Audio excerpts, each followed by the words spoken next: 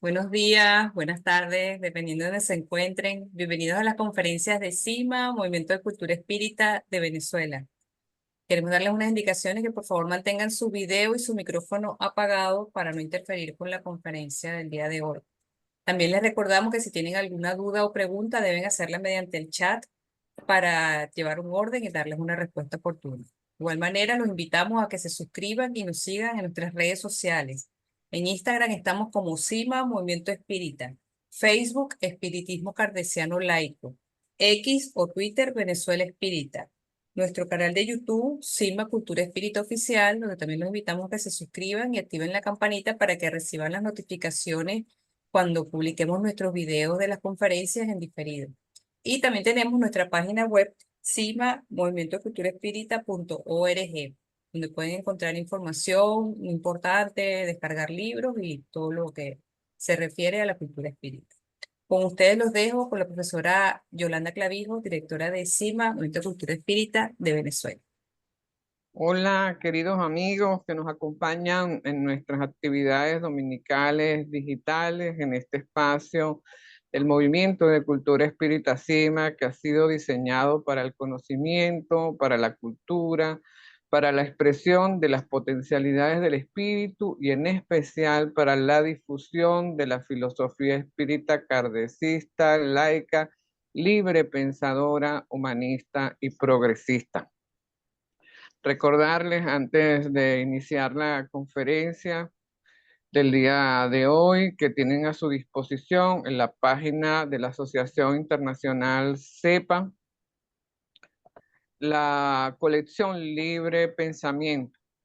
Allí pueden descargar en los diferentes idiomas eh, todo lo que son estos textos de actualidad, si bien son los principios que establece el espiritismo, están a la luz del conocimiento de hoy. Entre ellos está el espiritismo en una perspectiva laica y libre pensadora del doctor Milton Medrano Moreira y Salomón Jacob Benchaya, la inmortalidad del alma del ingeniero David Santamaría, el intercambio entre dos mundos del doctor Ademar Choro dos Reis y esta servidora, Yolanda Clavijo. También tienen la idea de Dios de Dante López y Ricardo de Moraes Núñez, Espiritismo, Ética y Moral de la doctora Yacira Jacinto da Silva y el doctor Milton Medrano Moreira.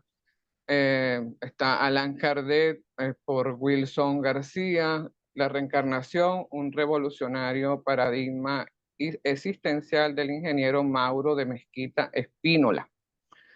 Hoy vamos a tratar un tema bien delicado que siempre es sugerido que se trate con pinzas, con mucha sutilidad, pero con mucha claridad.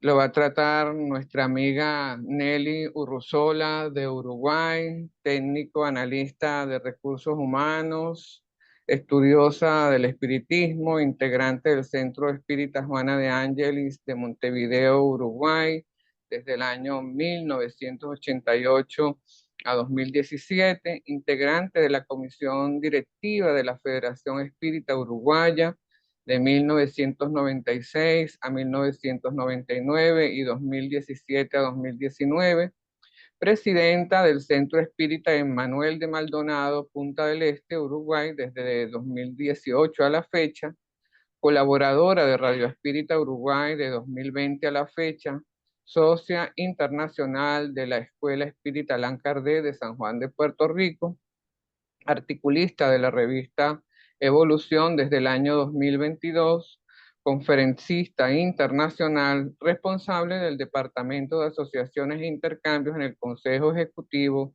de CEPA desde mayo del 2024.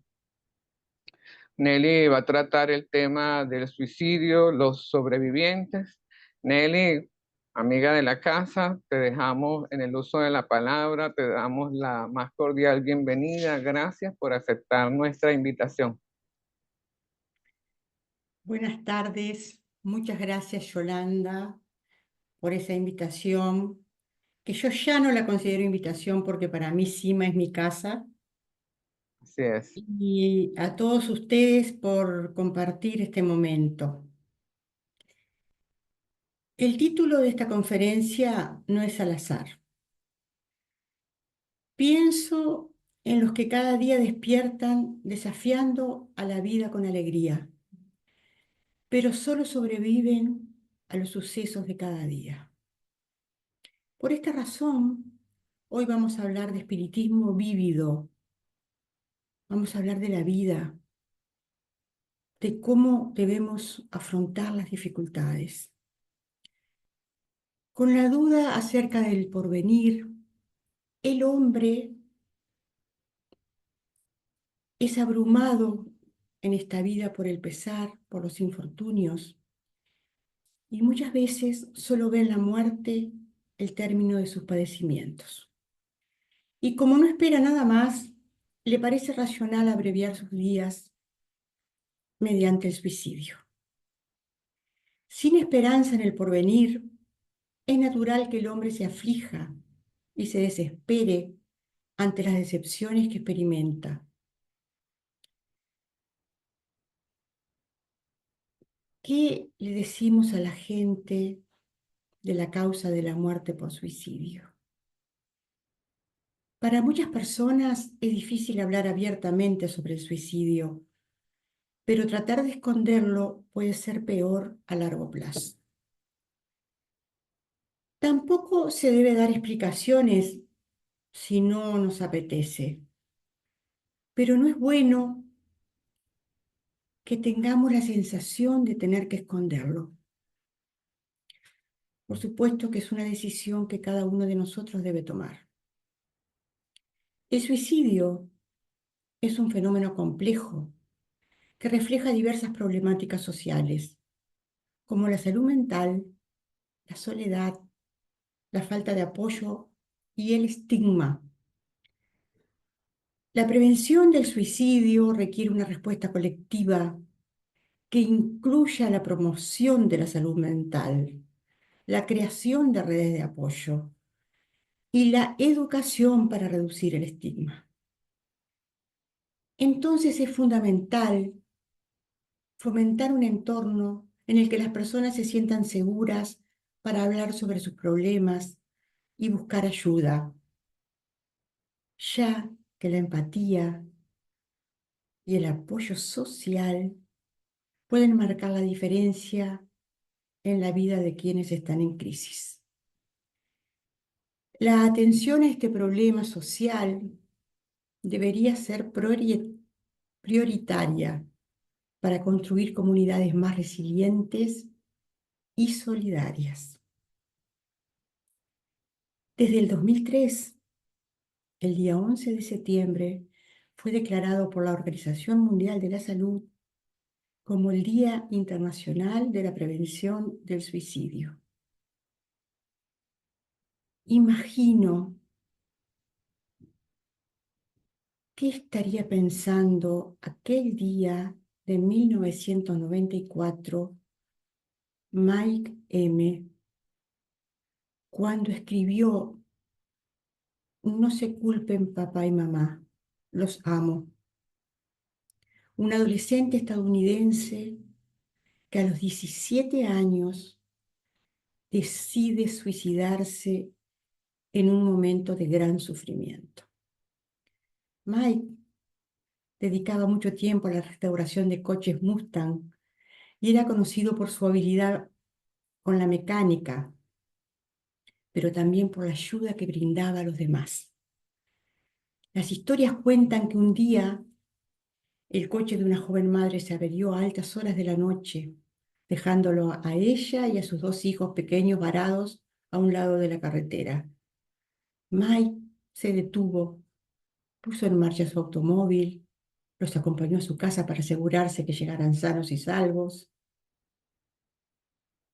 O cuando un compañero de clase necesitaba ayuda para poner en marcha su coche, allí estaba él. Mike era conocido como el Mustang Mike. Una de sus restauraciones fue un viejo Ford Mustang del año 1968 que estaba abandonado. Mike lo compró, lo arregló, lo pintó de un brillante color amarillo. Tras su funeral, los padres y amigos de Mike iniciaron una campaña y colocaron más de 500 cintas de color amarillo brillante con el mensaje: por favor, no hagas esto. Por favor, habla con alguien. Juntos con los números donde poder obtener ayuda. Se funda así los principios de la campaña Cinta Amarilla, Yellow Ribbon. Así el amarillo se convirtió en un símbolo cuando los adolescentes, amigos y conocidos de Mike comenzaron a llevar prendas amarillas y a atarse cintas amarillas en el cabello, sombreros, todo el día que murió Mike, en memoria de Mike y de su querido Ford Mustang amarillo. En pocas semanas su historia recorrió Estados Unidos y después el resto del mundo.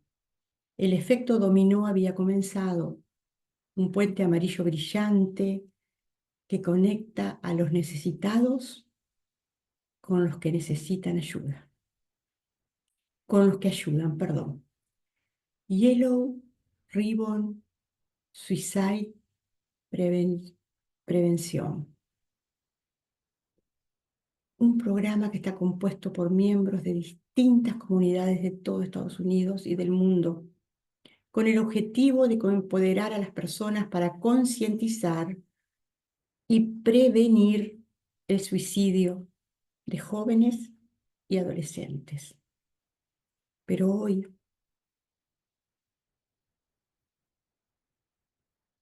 a 30 años de aquel 1994, no solamente se suicidan los jóvenes, los adolescentes. Asistimos a suicidios de niños, de ancianos. El suicidio es el acto por el que una persona se provoca la muerte de forma intencionada. Por lo general, es a consecuencia de un sufrimiento psíquico y una desesperación derivada o atribuible a circunstancias vitales, como dificultades financieras, problemas con las relaciones interpersonales, con la sociedad, acosos psicológicos. Estas pueden llegar a convertirse en patologías psiquiátricas y ser catalogadas como trastornos mentales, como la depresión, el trastorno bipolar, la esquizofrenia, el trastorno límite de la personalidad, el alcoholismo, las drogas. El indicador conocido más importante y factor de riesgo individual es el antecedente de un intento de suicidio no consumado. Por supuesto que el suicidio es un acto deliberado, donde el sujeto se causa la muerte, pero tenemos que tener claro que allí intervienen factores psicológicos, sociales, biológicos, culturales y ambientales. Yo hoy no les voy a dar estadísticas, porque ustedes las pueden encontrar en todas partes. Solamente les voy a contar que en mi país, el último año, se suicidaron 8 niños. Algo inédito para nosotros. Vamos a tratar de hacer visible la importancia del acto del suicidio. Y tenemos que acabar con ese tabú social que nos impide hablar abiertamente de este tema, tanto en los medios de comunicación como en nuestras conversaciones diarias. Conocer y familiarizarse con los factores de riesgo, con las barreras y los factores predisponentes nos permitirá ayudar a prevenirlo. La falta de importancia que tiene este tema en la salud pública no permite que se realice adecuadamente una prevención del suicidio. La manera de pensar de nuestra sociedad sobre los trastornos mentales y el suicidio, a la vez que el tabú para tratar abiertamente este tema, hace que las personas no busquen ayuda. ¿Podemos intervenir para prevenirlo? ¿Podemos restringir el acceso a medios para suicidarse? ¿Podemos educar, desarrollar actitudes socioemocionales para la vida? ¿Podemos detectar a tiempo el problema? ¿Ha luchado contra la depresión, contra la ansiedad u otras condiciones similares? ¿Cómo enfrentaste esta situación? ¿Qué debemos hacer para escuchar mejor a quienes están en riesgo de suicidarse?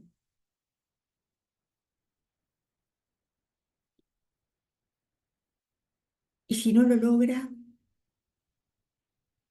¿Y si se convierte en un superviviente?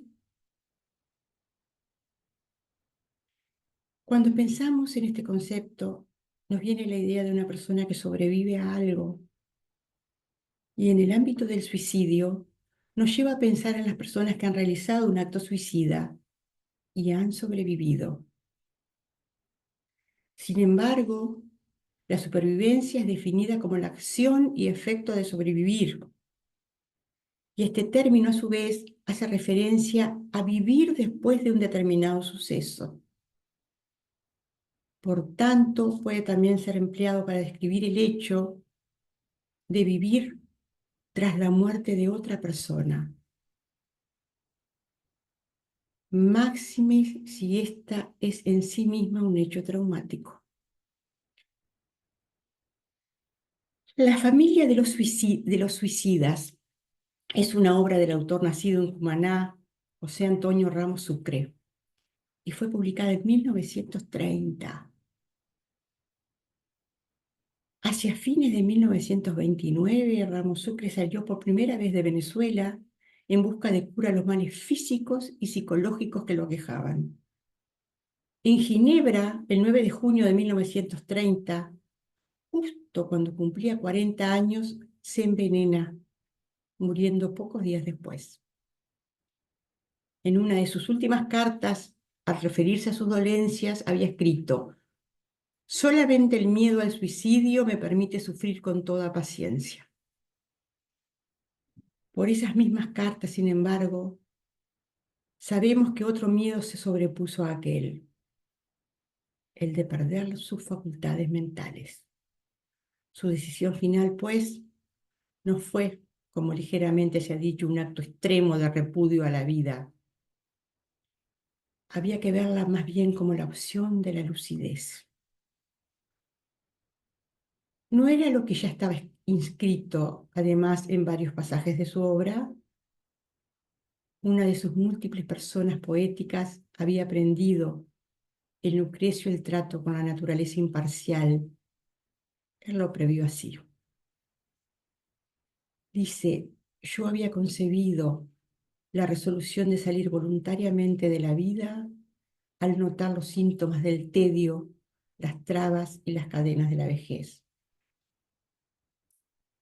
Otra, en un sueño que es como la experiencia de la posvida, sabe intuir la llegada de la muerte a la hora misma designada en el presagio.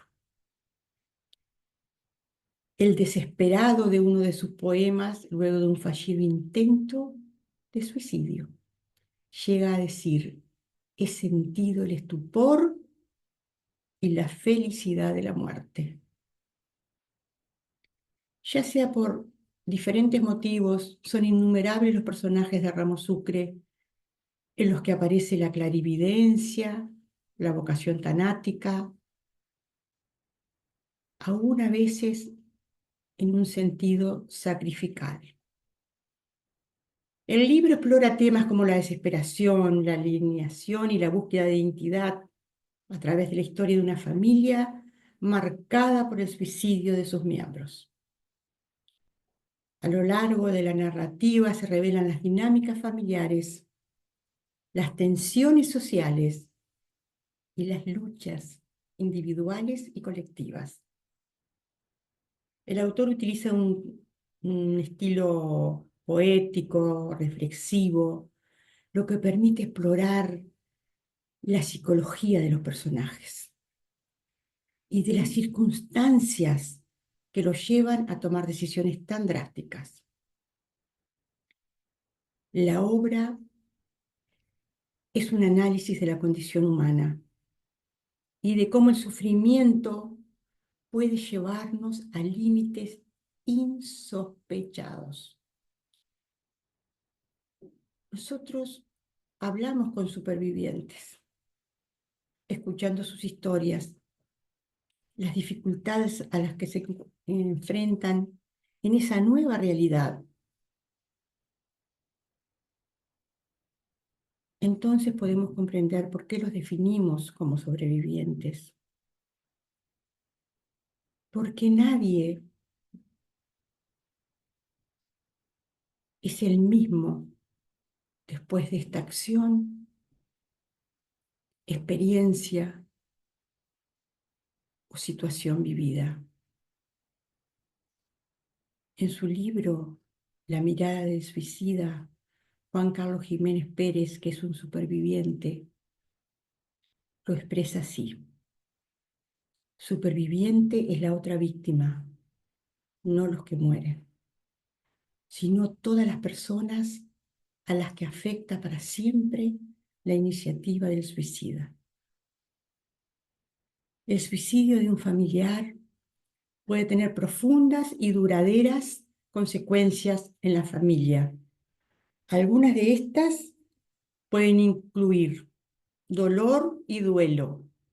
La pérdida por suicidio a menudo genera un duelo complicado, lleno de culpa, de ira, de confusión.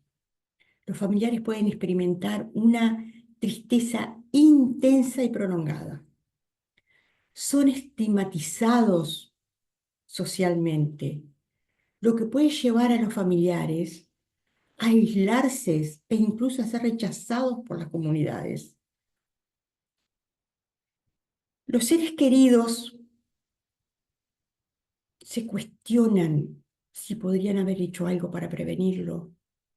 Y eso resulta en sentimientos de culpa, de impotencia. Muchos sobrevivientes del suicidio tienen un mayor riesgo de desarrollar trastornos de ansiedad, de depresión, de estrés postraumático.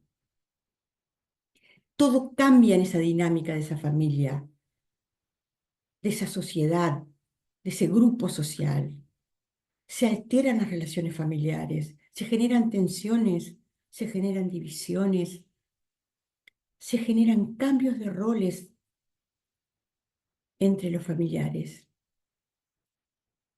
Se produce un inmenso impacto, especialmente en los niños, en los adolescentes que pierden un padre a un hermano por suicidio y que tienen que enfrentarse a desafíos emocionales significativos, que seguramente necesitará apoyo especializado. Comienza una búsqueda de sentidos, una búsqueda de respuestas, un significado a esa pérdida, lo que puede llevar a un proceso de reflexión y de crecimiento personal muy extremadamente doloroso. Ese estrés vivido puede afectar la salud física y puede traducirse en problemas físicos, trastornos del sueño, enfermedades cardíacas, problemas gastrointestinales. Es muy importante que las familias busquen apoyo a través de terapias, a través de grupos de apoyo, a través de recursos comunitarios, para ayudar a manejar las complejidades de ese duelo y las emociones que surgen de esa pérdida. Es difícil transitar un duelo a través de la muerte por suicidio. No es posible desarrollar en tan breve espacio procesos de duelo, y menos aún analizar los diferenciales presentes en el duelo que acontece tras una muerte violenta, una muerte inesperada, traumática, como lo es la muerte por suicidio. No obstante, sí voy a poner el foco en algunos puntos básicos. Para ello voy a citar al doctor, al psicólogo clínico Robert Neimeyer, que desde el 2022 se puso a investigar en la Universidad de Memphis para explicar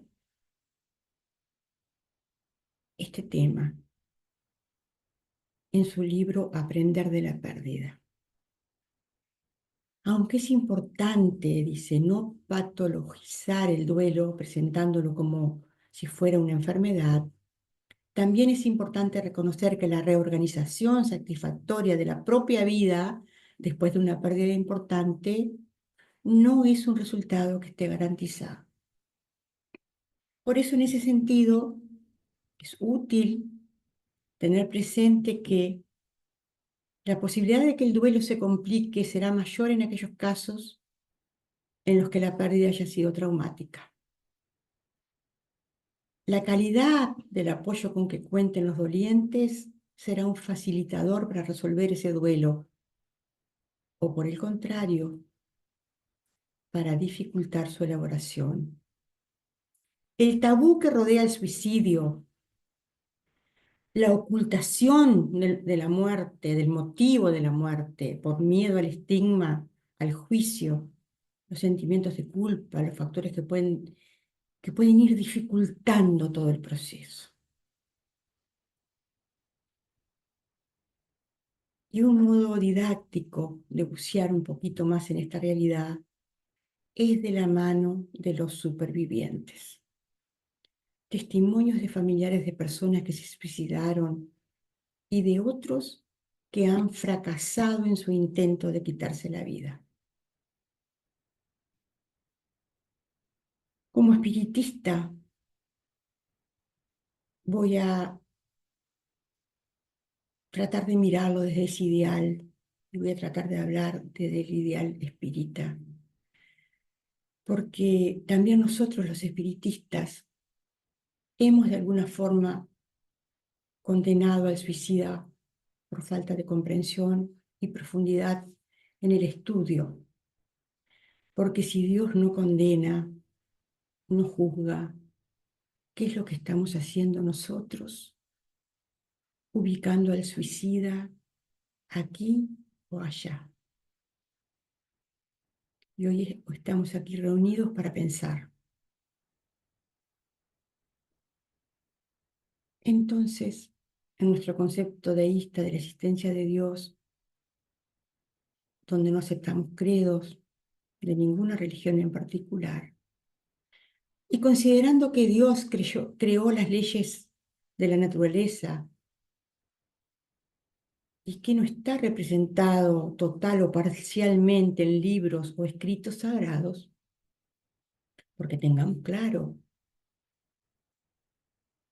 que según la primera respuesta del libro de los espíritus, Dios, inteligencia suprema, causa primera de todas las cosas, eterno, inmutable, inmaterial, único, todopoderoso, soberanamente justo y bueno, e infinito en todas estas perfecciones.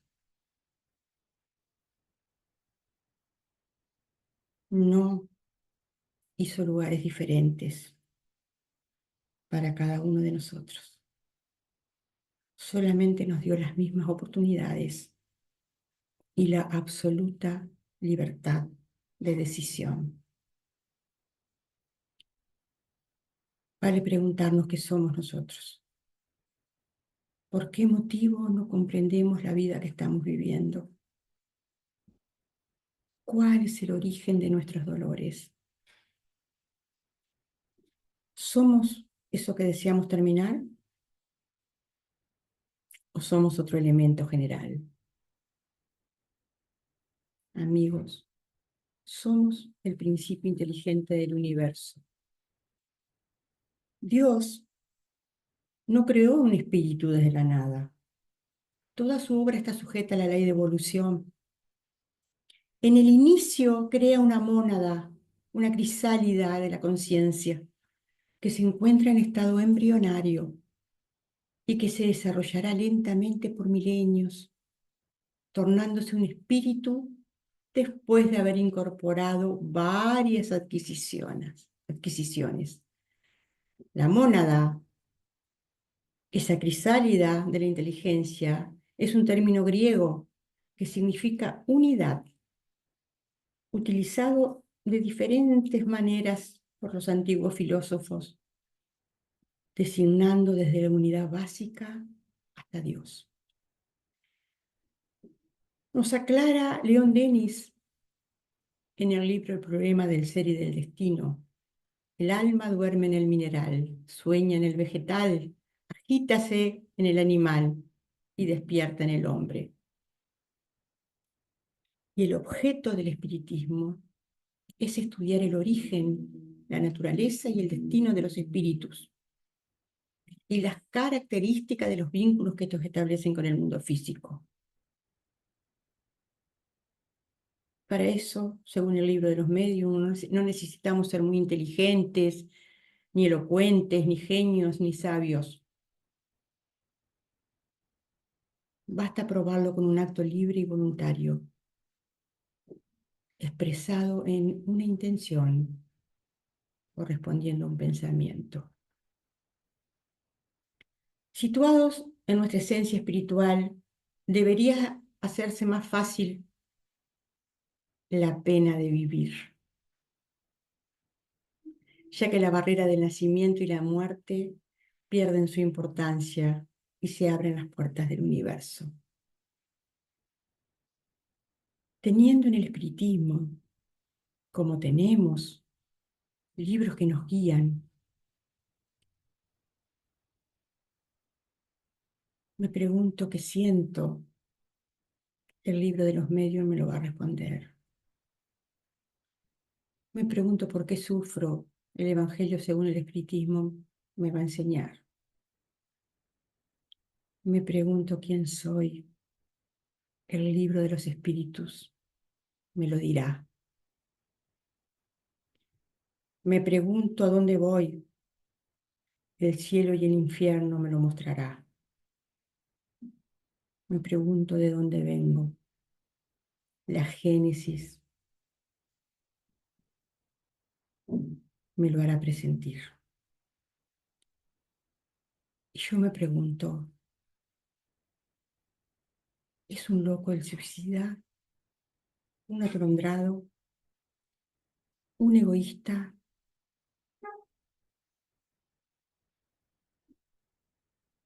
Y me respondo, es un desesperado.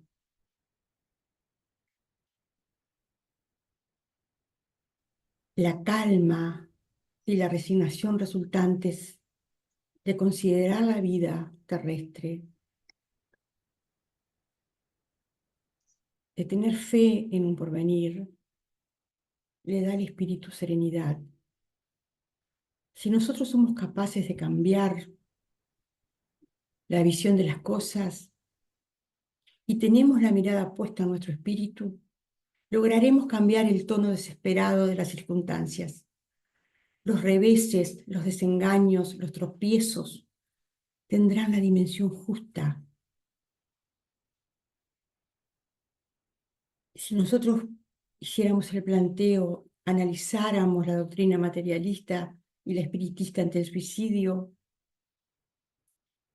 podríamos decir que la lógica materialista de una nos lleva a él, mientras que la lógica, perdón, espiritista lo evita. Y lo hemos confirmado con experiencias.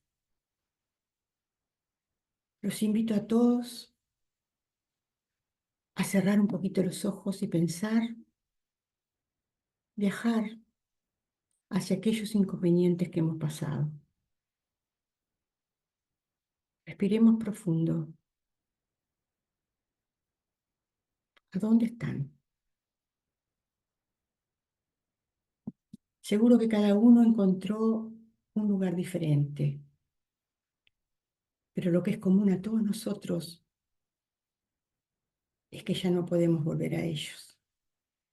Ya pasaron. Y entonces, ¿qué nos está diciendo nuestra conciencia? Eres el presente, eres lo que estás construyendo. Como dice, como escribe Chassis Regis en su libro Comportamiento Espírita,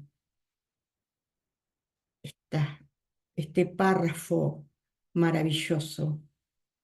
Todavía es tiempo de espiritizar, o sea, de asumir plenamente el papel que el espiritismo vino a desempeñar al mundo.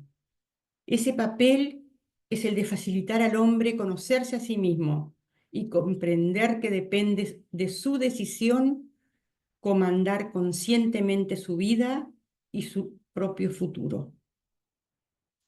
Nuestra personalidad está definida por el comportamiento, lo que nos individualiza y lo que vamos construyendo con acciones y pensamientos y deseos. Somos espíritus expresándonos en el hombre. Traemos una historia, traemos un aprendizaje, todo aquello a lo que hemos sido sometidos en el transcurrir de nuestra existencia. Estamos aquí en una nueva encarnación para cumplir nuestra tarea en la obra de la creación. No estamos para pagar una cuenta predeterminada, sino en una oportunidad de reparación y progreso. En lugar de las encarnaciones estrictamente programadas, de las pruebas y de las expiaciones estáticas, de las penas y las recompensas, consideramos la reencarnación como un proceso libertario para mejorar nuestro espíritu, para mejorar la sociedad, para valorizar al ser humano y sus acciones como conductor único de su destino, como participante activo de toda la dinámica del universo, en un proceso dialéctico interminable. Entonces, ¿vale la pena la vida?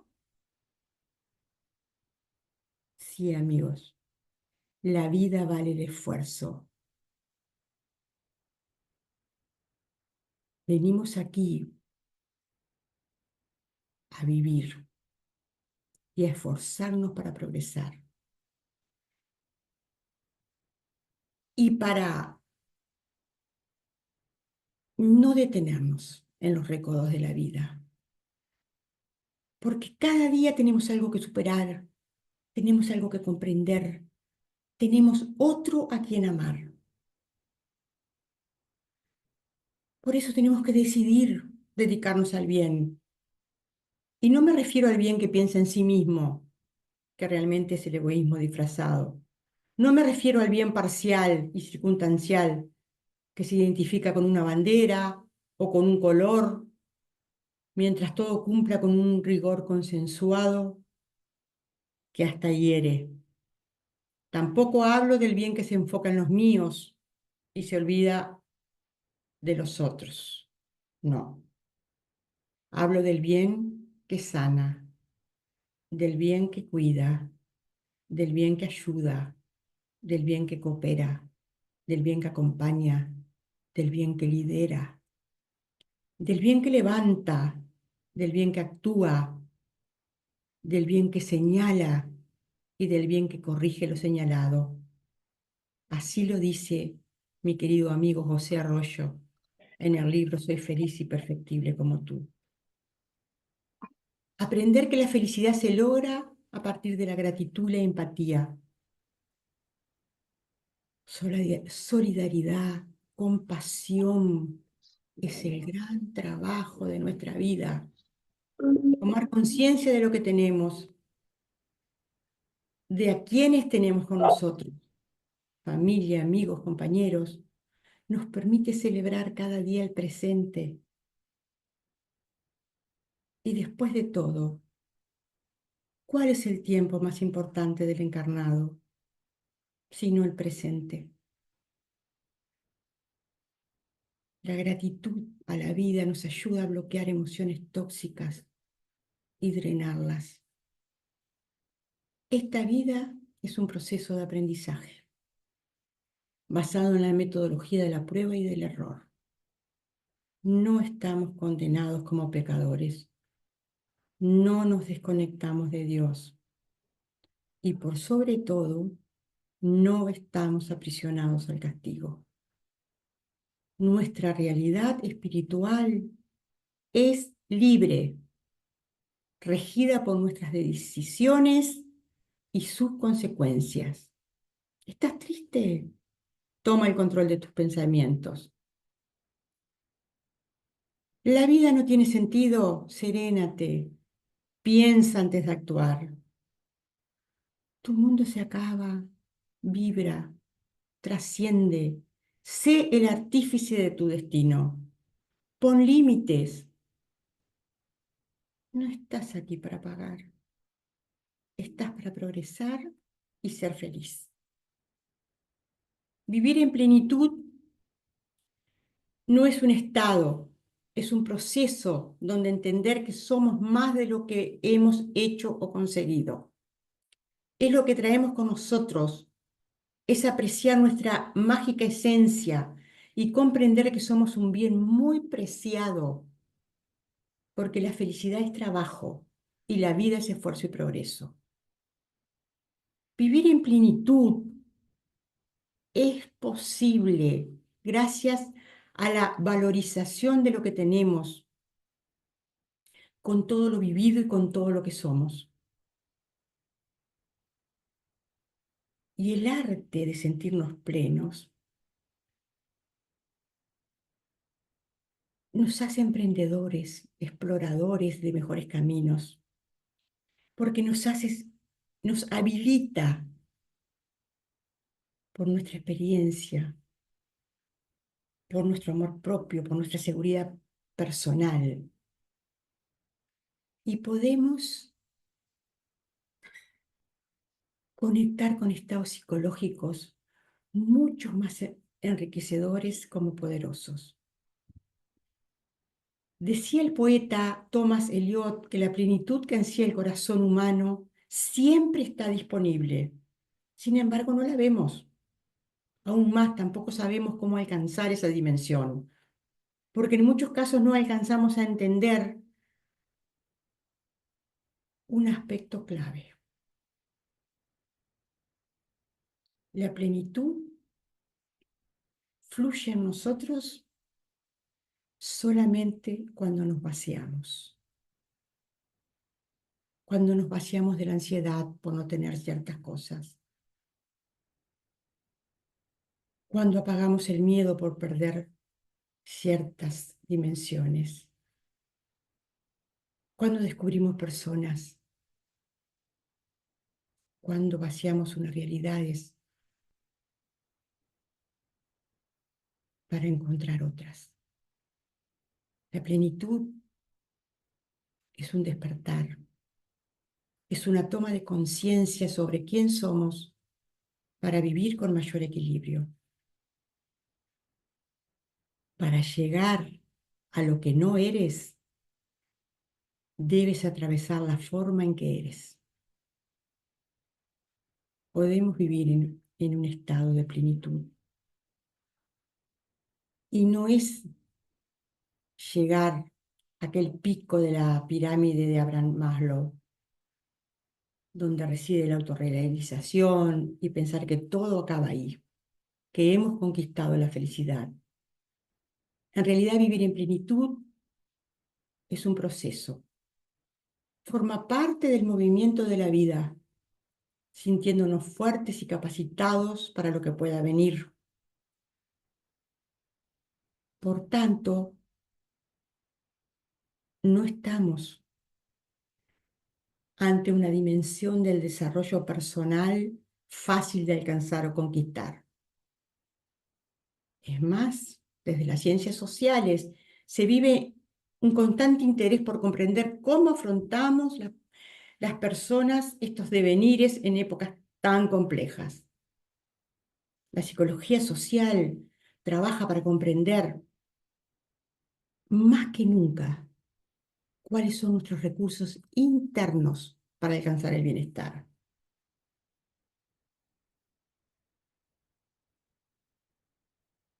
Nadie te salvará, pero nadie te condena.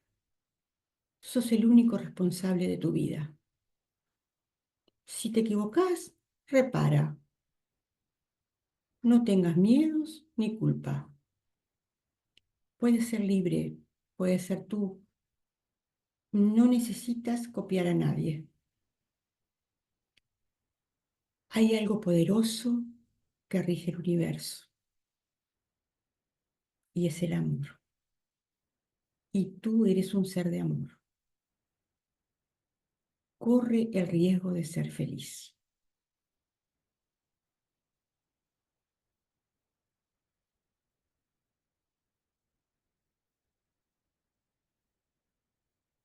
Por eso nosotros los espiritistas recalcamos ante el suicidio que el espíritu no sufre ningún tipo de dolor físico, que siempre es la moralidad, la conciencia la que exterioriza y coloca los factores externos, el dolor que está de hecho dentro de ti. El suicida, como los demás espíritus, por lo tanto, puede alegar que padece frío, sed, es una realidad consciente de su conciencia. Está sufriendo moralmente, no físicamente. De hecho, lo hacemos nosotros, los sobrevivientes, con la diferencia que lo hacemos a través de procesos psicosomáticos y desarrollamos muchas veces daños profundos y enfermedades reales en nuestro cuerpo físico. Por eso, para decirlo así, sin rodeos, no existe el valle de los suicidas, como no existe el infierno. Es importante que el espíritu aprenda a sacar de su imaginación este tipo de conceptos y sobre todo a difundirlos, tener la responsabilidad de difundirlos entre los demás. Porque sabemos que como espíritus pocos iluminados buscamos ambientes y otros espíritus que estén de acuerdo con nuestra mentalidad y así juntos configuramos ambientes de sufrimientos. Por tanto, cuando un espíritu sufriente dice que está en el infierno, actúa como una persona encarnada que está en una situación difícil y se expresa del mismo modo. La diferencia de que el espíritu moldea solo o en conjunto su propio espíritu, su propio infierno. Hay muchos conceptos erróneos en el espiritismo en general en la actualidad y no son conceptos doctrinales. De hecho, lo digo a mi cargo, son absolutamente antidoctrinales y son nacidos de la falta de estudio de la doctrina espírita.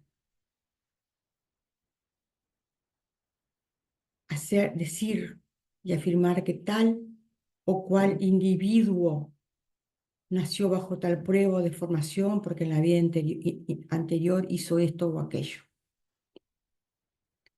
En el caso particular sobre el suicidio, se hace una afirmación terrible que el individuo hoy tiene problemas físicos, lo que estaría rescatando de un suicidio cometido en la vida anterior.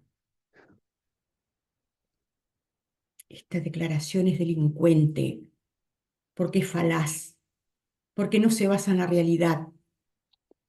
Sabemos que para todo efecto hay una causa, pero no nos corresponde probar la evidencia de cada una, imponiendo una caridad y una práctica que nosotros desconocemos.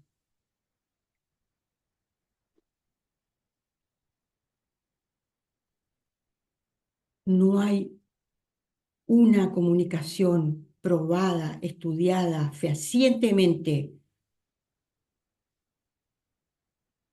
que podamos decir que es veraz. Son afirmaciones individuales.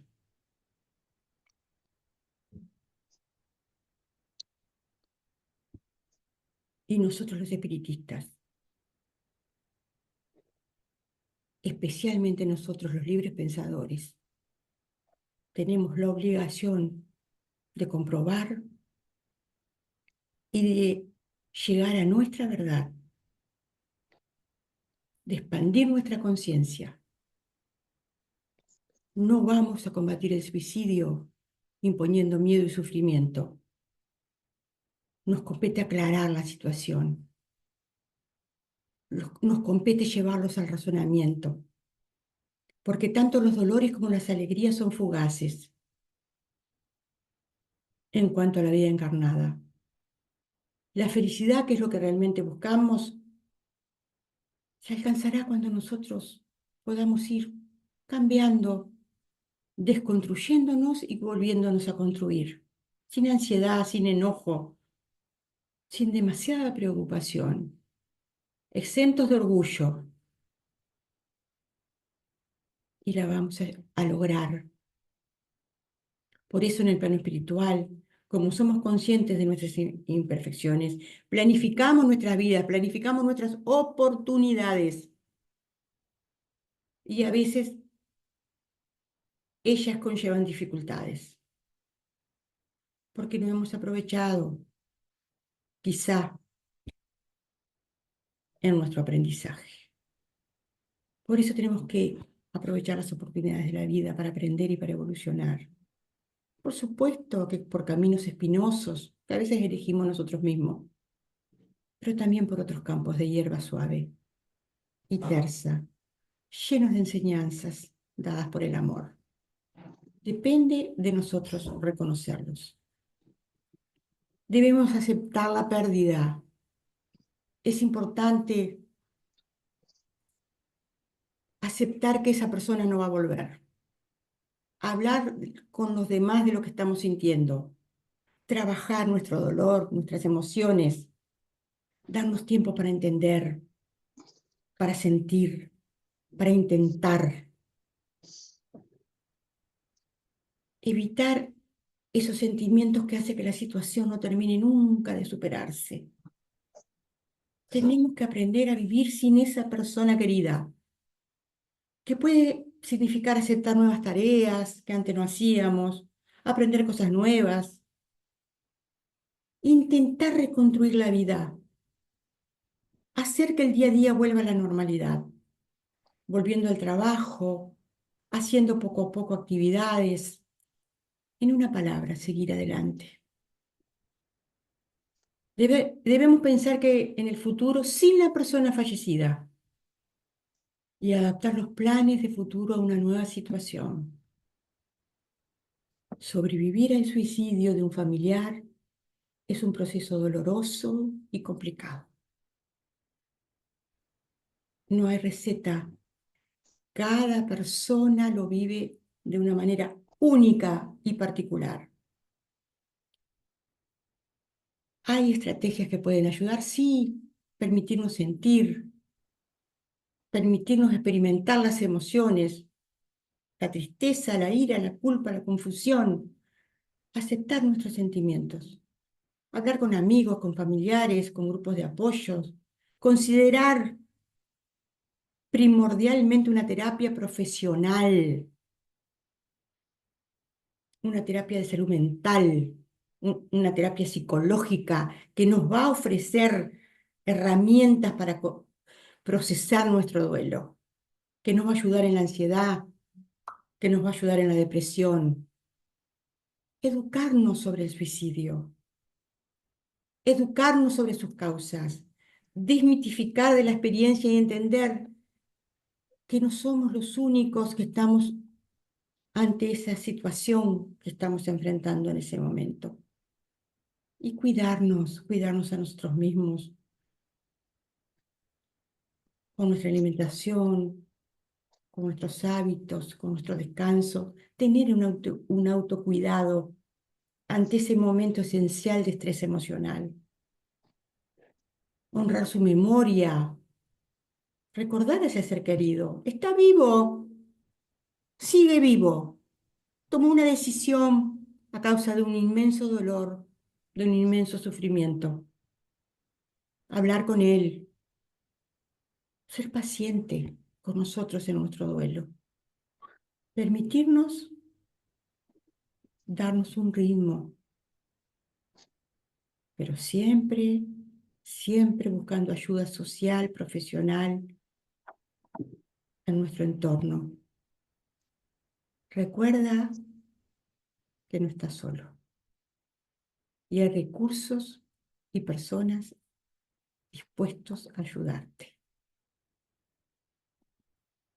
Muchas gracias.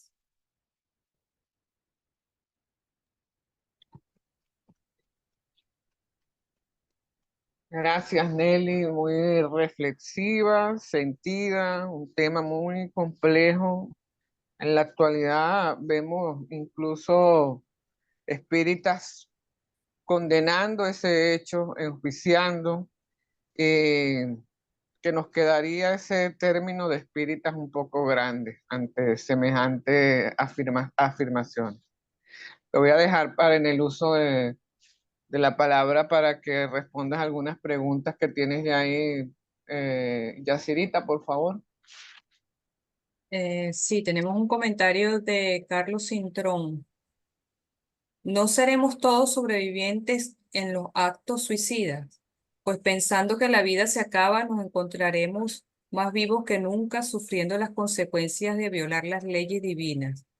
Deberíamos pensar la magnitud del castigo por la infracción. Mm, un Carlos, momentico.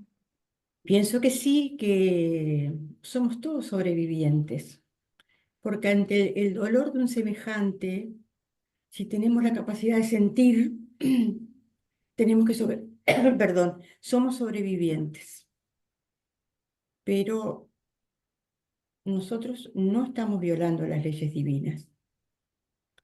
Nosotros estamos viviendo las leyes de Dios como podemos y nos estamos haciendo cargo de nuestras acciones. Simplemente, quizá, no soportamos en una encarnación, no aprendimos, no nos conocimos, no buscamos correctamente. Pero la ley divina sigue vigente para nosotros, para cualquiera de nosotros, para todos. Dios sigue vigente, no nos hemos desconectado. Nuestra conciencia nos dirá, cuando tengamos nuestro espíritu libre, cómo seguir, sin castigo, sin pecado, sin culpa, con una nueva oportunidad.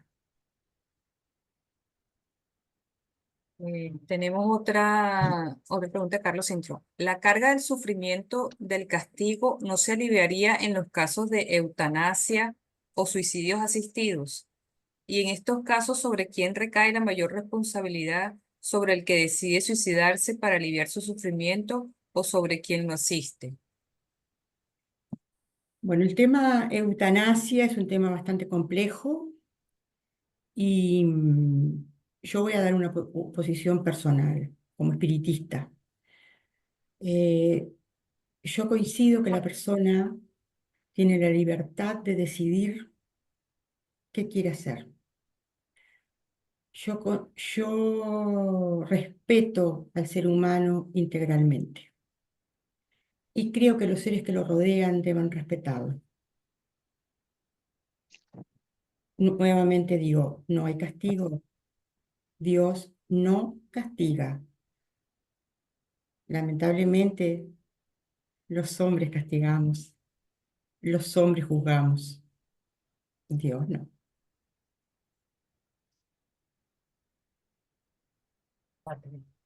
Tenemos otra pregunta, no entiendo, está escrito en otro idioma. Estimada Nelly, un comentario y una pregunta. Creo que el suicidio, aparte de ser un tabú, también es una construcción judeocristiana. En la cultura oriental, el suicidio tiene otro enfoque. Sin ir muy lejos, hay tribus al sur de Venezuela donde las viejas se ofrecen de voluntarias para probar la eficacia del curare. Se encierra un grupo en una churuata y si se mueren quiere decir que la preparación es eficaz. Mi pregunta, mi pregunta es, ¿será que la culpa entre los sobrevivientes de un suicida es el resultado de un enfoque occidental? Pienso que en un porcentaje alto en el mundo de Occidente no podemos evitar esa construcción judeocristiana, nuestra cultura, nuestros hábitos, nuestras creencias que han venido desde hace 2000 años.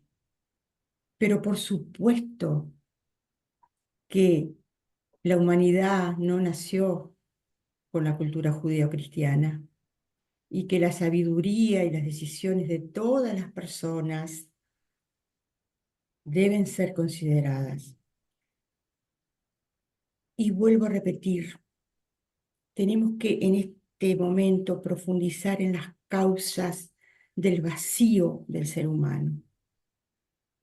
El suicida, además del sufrimiento profundo, seguramente está sintiendo un vacío de conciencia, un vacío de vida profundo. Eso nos compete a los espiritistas, para que el ser humano, la sociedad, pueda evolucionar sana. Yo creo que un hombre, un ser humano sano, un ser humano en una sociedad equitativa, en una sociedad amigable, eh, no va a tener ante el sufrimiento la primera opción o la construcción de un acto suicida.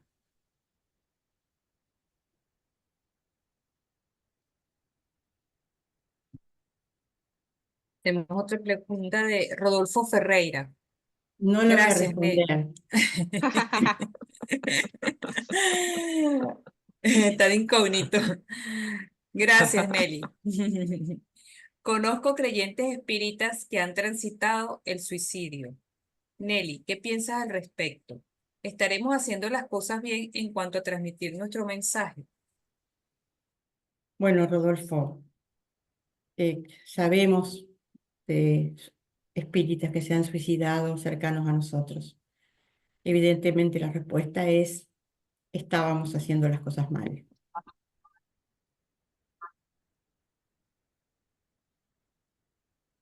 Una pregunta de Arnaldo Butler. Nelly, estupenda presentación.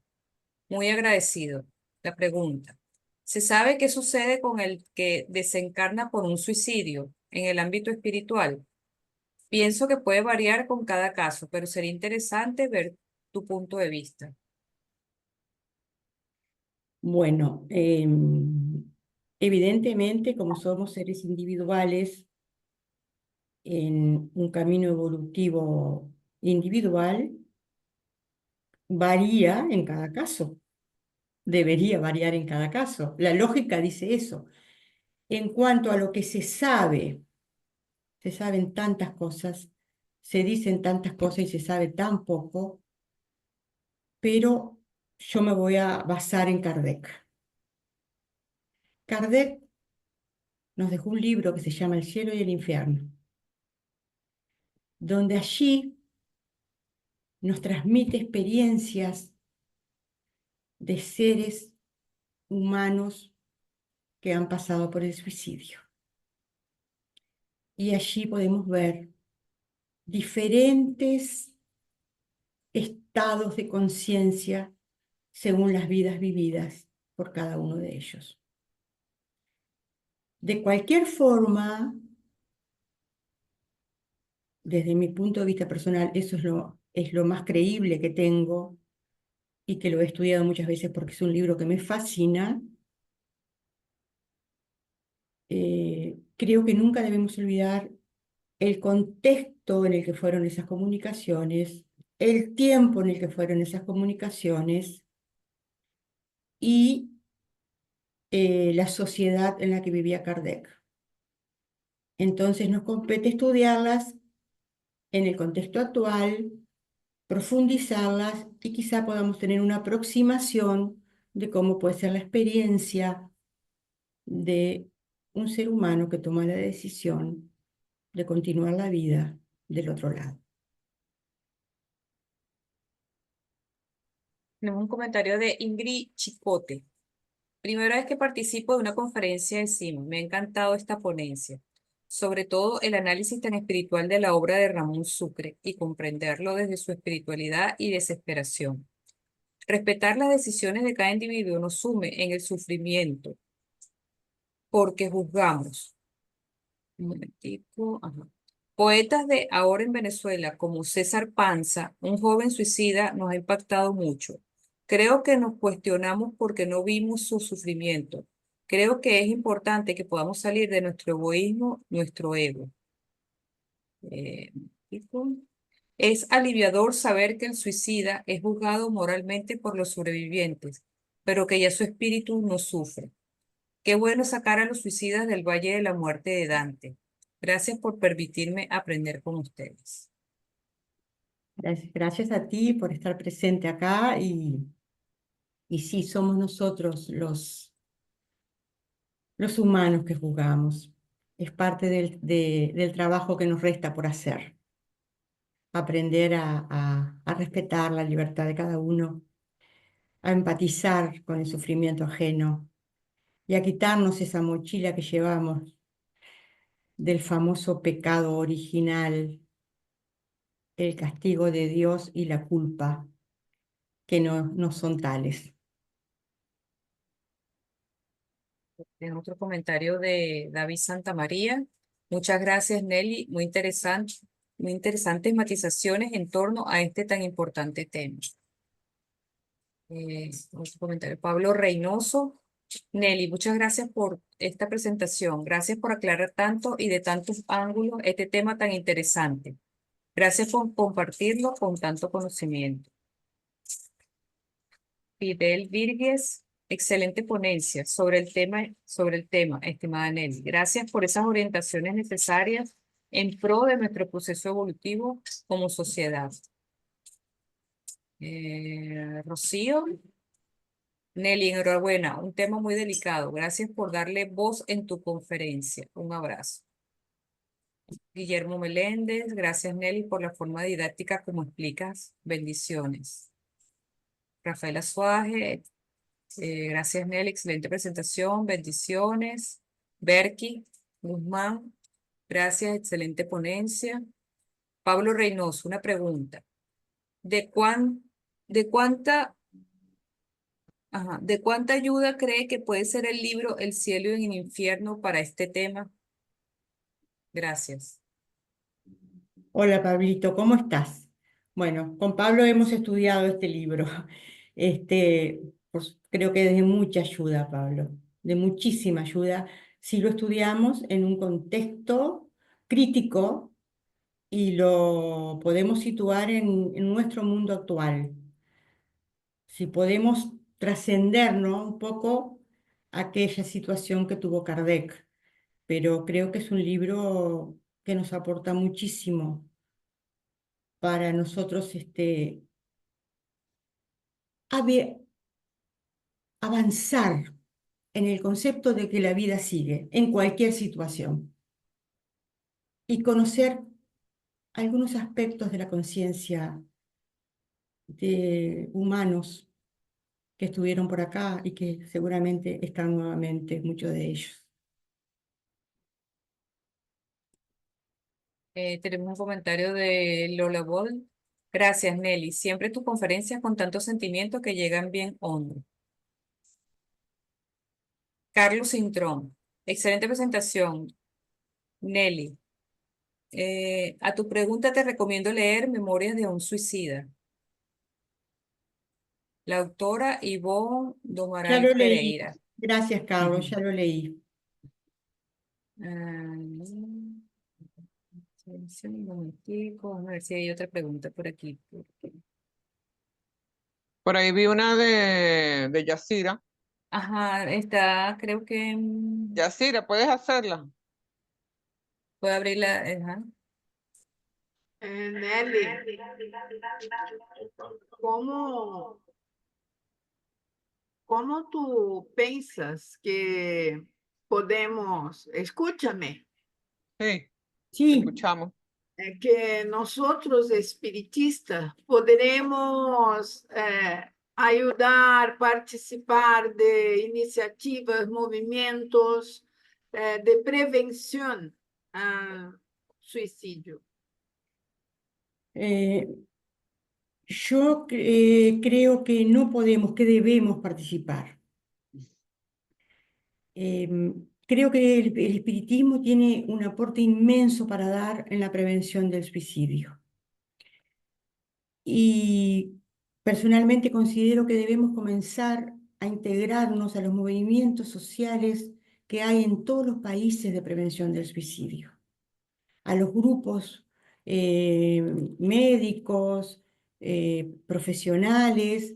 Por ejemplo, acá en la ciudad donde yo vivo, que tú conoces, Yacira, hay un grupo de ayuda al suicida y ayuda al sobreviviente, al que yo fui invitada a participar. Todavía no he podido concretar eso, pero estoy invitada y es algo que está programado hacerlo brevemente. Y para que sepas cómo se involucra la sociedad y cuál es el tabú que hay, en el grupo sobrevivientes no asiste ni una persona, no va nadie a pedir ayuda. O sea que tenemos un compromiso los espiritistas. Yo fui invitada por una médica mía, como espiritista, porque ella piensa que tengo mucho para aportar. Así que creo que tenemos que involucrarnos y tenemos que involucrarnos como espiritistas en la sociedad, por nuestro aporte. Me parece que es un trabajo inmenso que tenemos por delante y que hay que asumirlo. Muchas gracias. ¿Hay alguna más, Yacirita? No, no tengo ningún otro. No, lo que tienes es puras felicitaciones, Nelly. Felicitaciones, sí. Aquí tienes María Teresa de Cuba. ¿Tienes alguna? ¿Se la puedes leer, por Ah, favor? ok. Sí, ya lo vi. Gracias por esta exposición sobre el tema tan interesante y delicado. La mayoría de las personas que se suicidan muchas veces no dan señales de depresión o tristeza. Por eso en ocasiones las personas a su alrededor no se dan cuenta. Qué importante es la divulgación y aprendizaje de la doctrina espírita. Tengo actualmente 55 años y estoy conociendo la doctrina, pero saben, en mi niñez y juventud, por razones personales en la familia, tuve mucho tiempo, un momento que no sé, una familia, tuve mucho tiempo tendencia al suicidio, por lo que sé lo que se siente un suicida cuando toma esa decisión. Felizmente dentro de mí, sin conocer la doctrina, pero sí ser espiritualista, algo dentro de mí me decía, si lo haces, luego será peor. No mueres, sigues existiendo. Gracias por difundir este tema. Gracias, María Teresa, por presentarte como una sobreviviente. Eso indica la fortaleza de tu espíritu, de tu alma. Y eso es lo que tenemos que transmitir los espiritistas, que todos podemos tener un espíritu fuerte, un espíritu amplio, un espíritu libre, y que allí reside nuestra fortaleza. Y la certeza de que la muerte física, biológica, que sí existe y todos vamos a pasar por ella, no es el fin de ningún camino, es simplemente el tránsito hacia una nueva etapa. Muchas gracias. Tenemos otra pregunta de Mayra Matos. Como espírita, ¿cómo podemos ayudar a un sobreviviente que falló su intento de suicidio?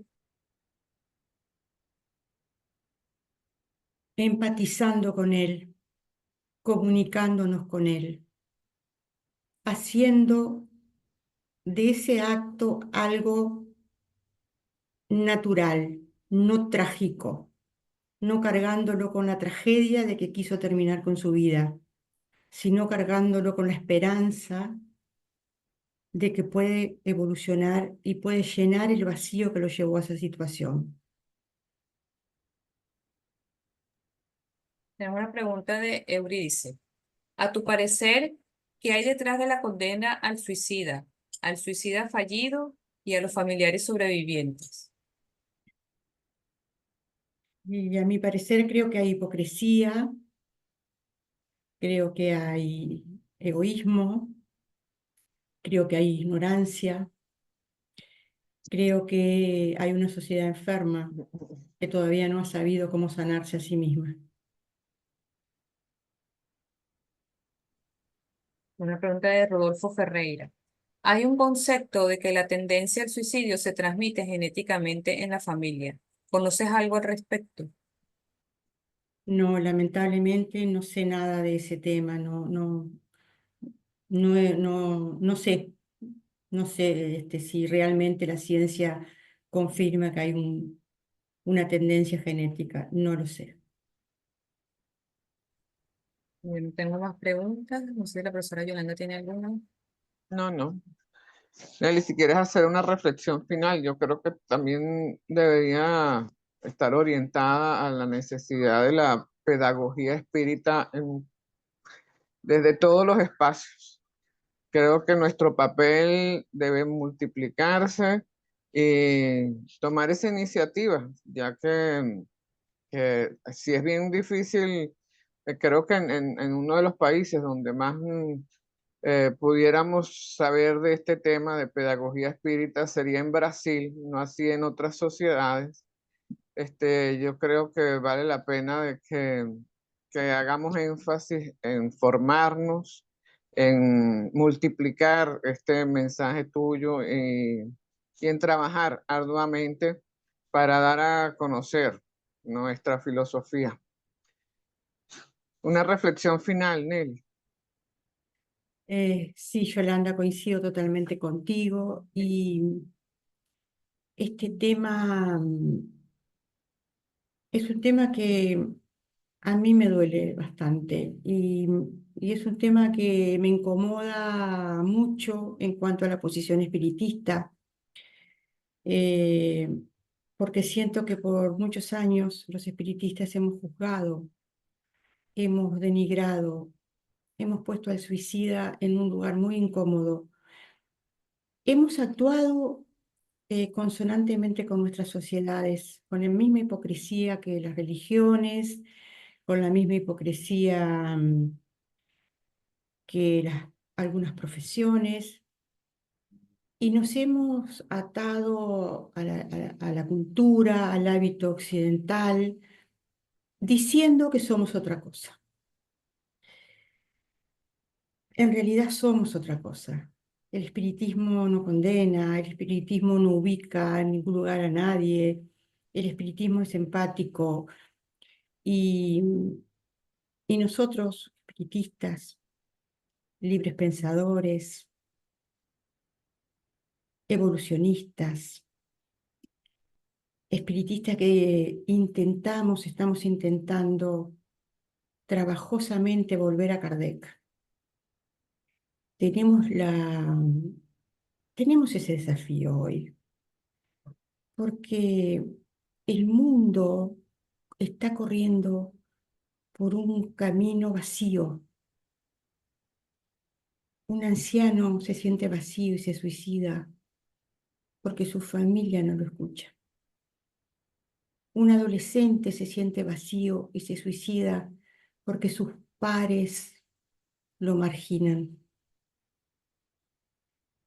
Hablamos de grupos, hablamos de tendencias evolutivas, decimos que aceptamos esto, que aceptamos lo otro, solamente de palabra. Y no lo hacemos realmente desde lo profundo de nuestros valores. Entonces también nosotros estamos creando potenciales suicidas o estamos llevando, acompañando una sociedad potencialmente vacía de valores. Entonces, creo que este tema que el mes pasado fue tratado en diversos grupos espiritistas y que me llevaron a mí a querer hablar de él, es algo que como espíritas, laicos, librepensadores, debemos tomarlo profundamente. Hay mucho por transmitir, hay mucho por hacer. Podemos comenzar con algo muy simple, escuchando y observando al otro. A veces el que se ríe, a veces el maestro de la fiesta, al otro día está suicidado. Y nosotros estuvimos ahí y no pudimos percibir su dolor, porque hemos aprendido a ser demasiado superficiales. Y creo que es hora de que seamos un poquito más íntegros. Cuando decimos empatía, que sea empatía. Cuando decimos sociedad, veamos a la real sociedad y busquemos juntos un cambio, una reconstrucción. Sabemos por las leyes naturales que hay una ley de destrucción, pero pegadita a ella hay una ley de progreso. Y ahí debemos estar. Yo les agradezco profundamente. Agradezco todo lo que he podido leer y en ustedes está. Si cada uno de nosotros toma su camino, su responsabilidad, su deseo en el bien por el bien mismo, en el progreso de todos, podemos cambiar. Podemos vivir en un mundo muchísimo mejor. Y el espiritismo que piensa, no el espiritismo que sigue reglas, es una gran herramienta. Muchas Gracias, gracias. Nelly. Gracias a ti. Todos te brindamos un aplauso porque de verdad que lo has hecho con mucha sensibilidad. Has transmitido un gran mensaje. Gracias. Gracias a ustedes. Quiero disculparme con Yashira y Yashirita y felicitarla por la interpretación que hizo de mi pregunta que se me escapó, que estaba incompleta. Un abrazo para todos. Gracias a todos. Nos vemos Vale. pronto. Un abrazo, Nelly, gracias. Gracias, Gracias, querida. Alex. Gracias a ustedes. Gracias a todos ustedes.